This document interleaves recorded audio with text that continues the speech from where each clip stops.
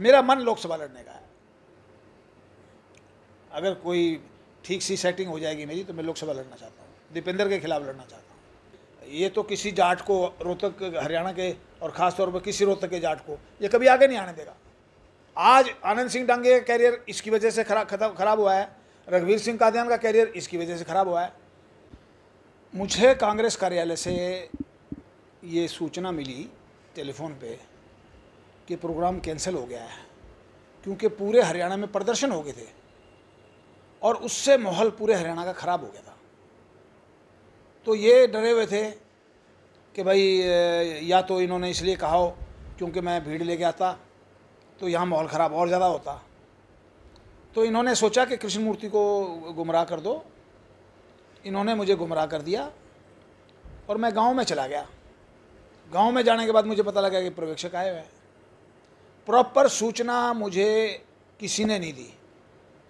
मैंने तो ग्रुप के अंदर देखी थी सूचना, ग्रुप में कि ऐसे ऐसे पर्यवेक्षक आ रहे हैं और इस तारीख को आ रहे हैं, ये फलाना आ रहे हैं। बाकी जो हो रहा है रोहतक में बिल्कुल गलत हो रहा है।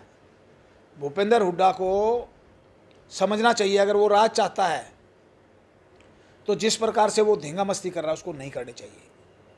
अगर वो कांग्रेस का हितैषी है, अगर वो चाहता है कि 2024 में कांग्रेस का राज आए, अगर वो ये सोचे कि मेरा राज आए तो दूसरी बात है। वो इसका राज कभी भी नहीं आएगा ये, क्योंकि ये गलत मैसेज आ रहा है लोगों में। जो बाहुल्य समाज है वो भूपेंद्र हुड्डा को नहीं चाहता कि चीफ मिनिस्टर बने। तो इसलिए जो कुछ हो रहा है गलत हो रहा है और इसको हाई कमांड को हम मिलेंगे, खड़गे साहब से भी मिलेंगे, राहुल जी से भी मिलेंगे, सोनिया जी से भी मिलेंगे और हम अवगत कराएंगे कि हरियाणा में और रोहतक में क्या हो रहा है। यहाँ तो अगर मैं भूपेंद्र हुड्डा के साथ हूँ तो मैं डेलीगेट भी बन सकता हूँ, AICC का मेंबर भी बन सकता हूँ, प्रभारी भी बन सकता हूँ। अगर मैं भूपेंद्र हुड्डा के साथ नहीं हूँ तो मैं कुछ भी नहीं बढ़ूँगा। मैं तो चैलेंज करता हूँ कि दोबारा आके देख ले। मैं हुड्डा साहब को भी चैलेंज करता हूँ, उनके बेटे को भी चैलेंज करता हूँ और पूरी जो हुड्डा के सपोर्टर हैं उन सबको चैलेंज करता हूँ, दोबारा टाइम रख लो। मैं डंके की चोट के साथ आऊँगा, दल बल के साथ आऊँगा, हज़ारों आदमियों को साथ लेके आऊँगा।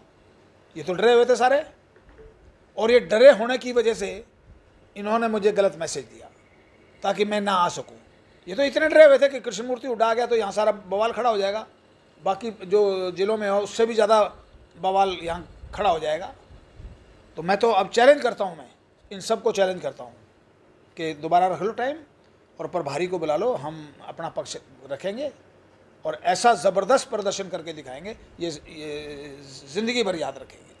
नहीं, मैं से तो जा चुका है, लेकिन हम तो रोहतक की बताएंगे ना इनको कि रोहतक में इनके साथ हैं तो हम सब कुछ हैं।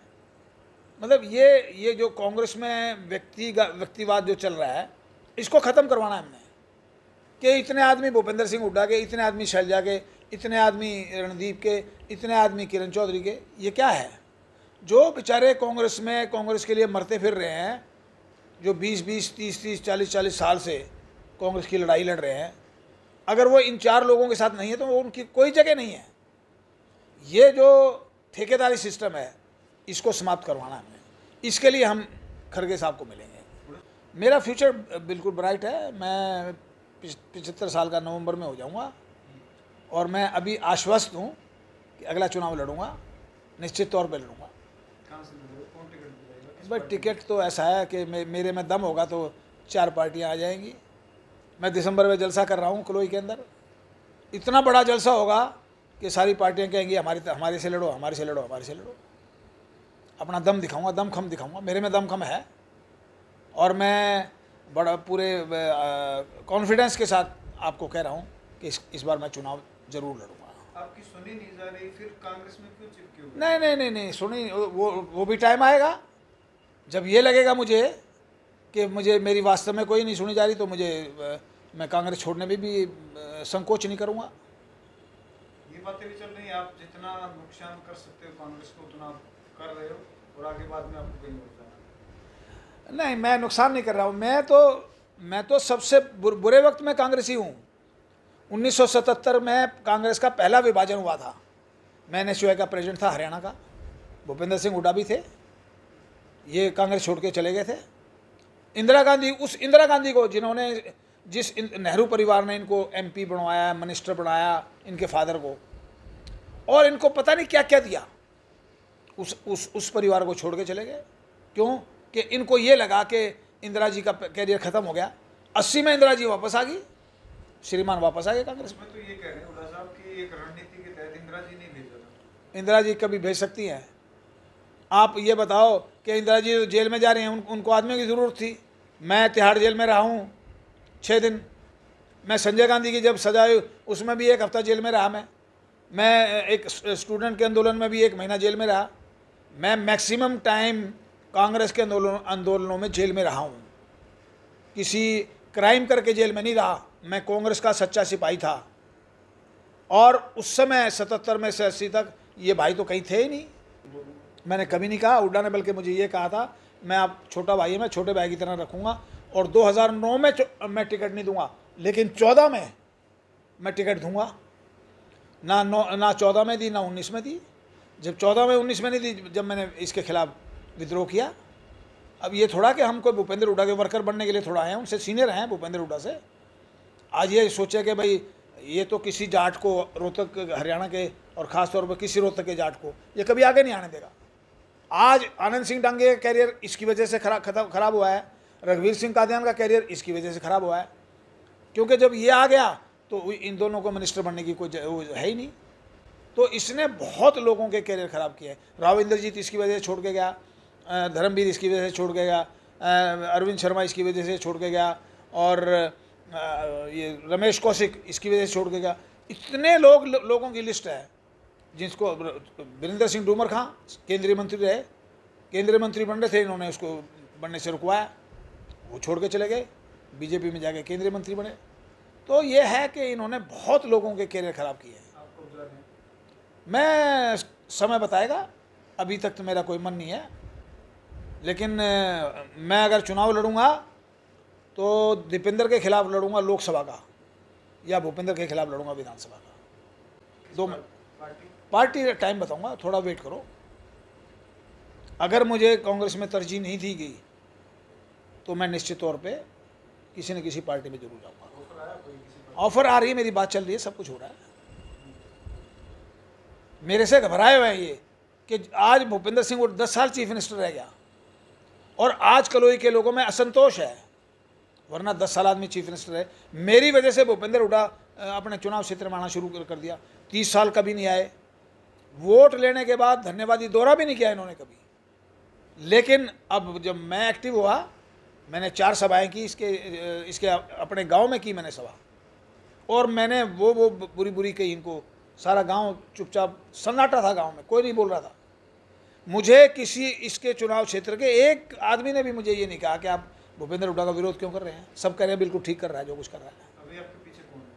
मेरे पीछे कोई नहीं है, मैं खुद हूँ। मेरे पीछे है तो जनता है जो मुझे प्यार करती है। मेरी सभाओं में बहुत भव्य भीड़ होती है। आपको दिखा दूंगा दिसंबर में मखड़ौली गांव में करूंगा सभा, रिकॉर्ड तोड़ूंगा।